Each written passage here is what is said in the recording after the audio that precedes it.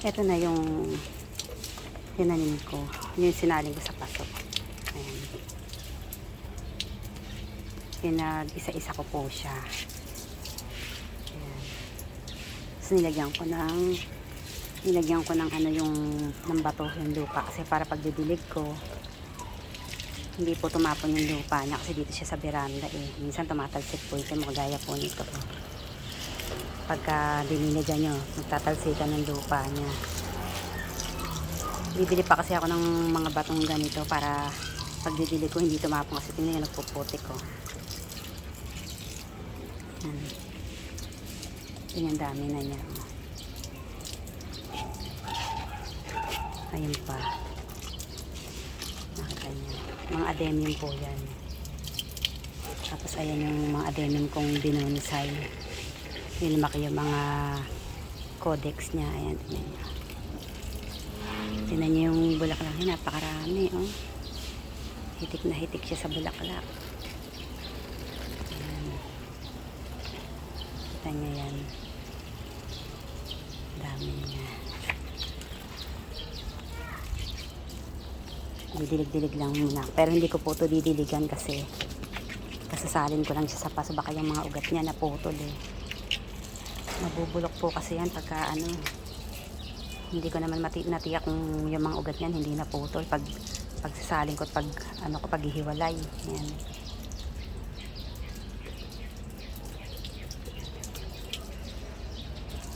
Masarap po talaga sa pakiramdam yung nakakabuhay kayo ng halaman.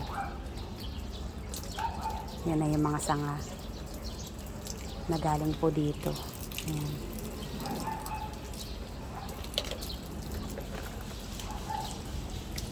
Itong aking Forever Rich. Ayan.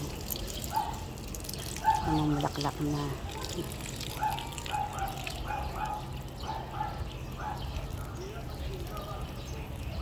Ayun, hindi naman po yan matako sa tubig.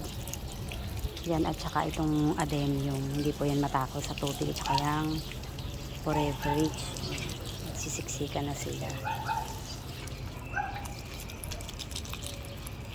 Yan yung kailan ko lang pinag-iwahiwalayan na madami na uli. Konti-konting tubig lang kasi nadidigan ko naman yan kahapon ng hapon. Ayaw naman po nila masyadong matubig. Ito yung mga bonsai kong atin. Ito yung tumataba na yung mga ano nila.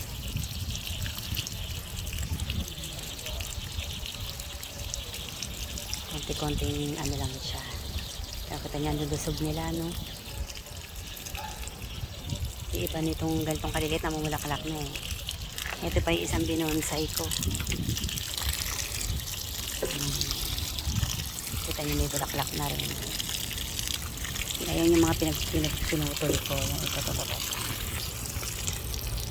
Ayan yung mga pinagpuputol ko na yan. Ayan, kasi hindi siya namumulaklak eh. Ayan dumami na yung pinaka ano niya. Usbong niya. Nagbubulaklak na ngayon siya. Ayan kita niyo medyo basa. Ayan namumulaklak yung Forever Rich ko.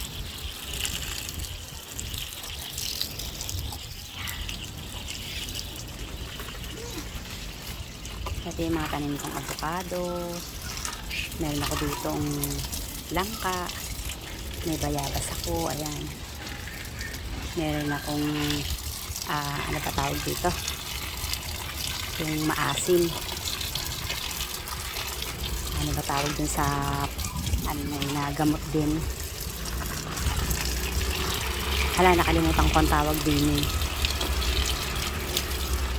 Guyabano. Ayan. Ano lang yung bilid ko kasi ano na eh tinanghali na ako dahil naglipat nga po ako ng mga adenium. Ayan siya.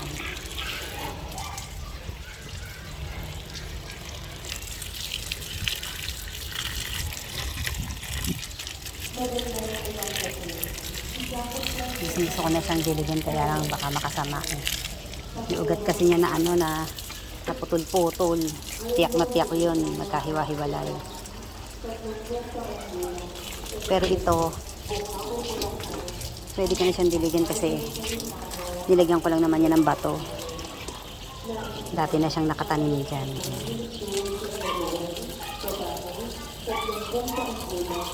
Ayun po yung mga atis ko.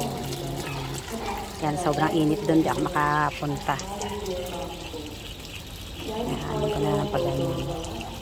Mamayang hapon ko na lang siya didiligan.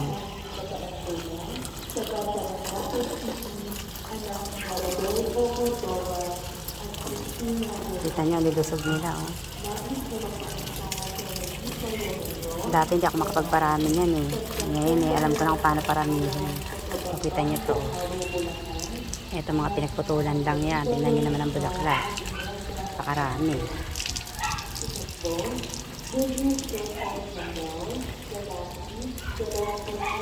Dami ng bulaklak.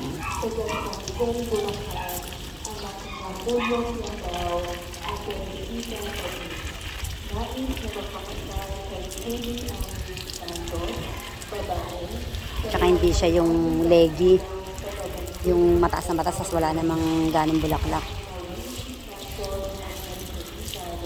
Pag tumagal-tagal yan, pwede ko uling putulin yan, tapos itanim ko ulit sa ibang paso para maparami ko siya.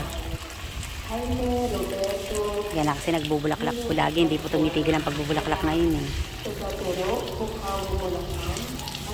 Mas gusto po nila ng ano sa araw, yung matindi sikat ng araw. Kaya yung mga tanim yung ganyan, sa sikat niya ng araw ilagay. Gusto po nila yung ano, mainit. Kasi sabi nila may tubig daw po yung loob niyan.